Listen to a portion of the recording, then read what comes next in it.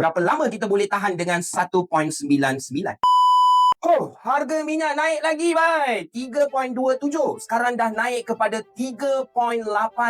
Dah naik berapa sen? 60 sen. Berapa lama kita boleh tahan dengan 1.99?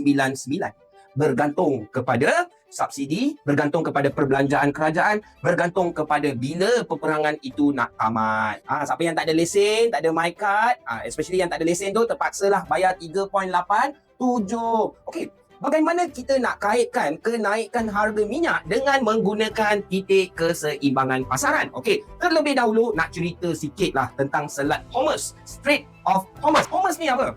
Hormuz ni adalah laluan perdagangan yang digunakan untuk mengeksport minyak. Siapa yang duduk kawasan Selat Hormuz ni? Iran, Kuwait, Qatar, Arab Saudi. Mereka ini adalah pengeksport terbesar minyak. Lebih kurang 20 hingga 30% mereka supply untuk global. Untuk serata dunia. Tetapi sekarang Iran dah buat apa? Iran dah tutup perjalanan Selat Hormuz tersebut. So sekarang minyak macam mana? Minyak pun dah menurun. Penawaran minyak dah menurun. Okey, bagaimana kita nak kaitkan dengan titik keseimbangan pasaran? Okey, ini keluk apa? Ini keluk permintaan. Ini adalah keluk penawaran. Pada awalnya, harga minyak adalah 3.27. Betul? Okey, sekarang apa berlaku kepada penawaran ataupun supply minyak? Supply minyak dah menurun. Maka, keluk penawaran ini akan beralih ke mana? Akan beralih ke kiri. Tengok dekat sini. Dia naik. Nampak? Dia beralih ke sini. So, SO adalah penawaran asal. Sekarang adalah penawaran baharu, iaitu S1.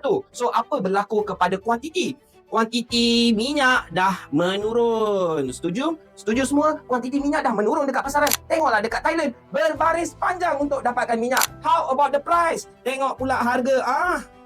Harga naik 3.87. Nampak tak? Nampak tak bagaimana kita kaitkan isu semasa dengan ekonomi? Harga dah naik sebanyak berapa sen?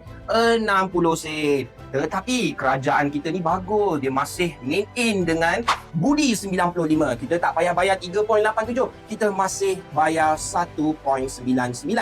Okey, dapat sesuatu pada hari ni. Dapat manfaat. Jom join dekat Star Tutor bersama Sifu Khalid. Cikgu akan guide awak sampai dapat.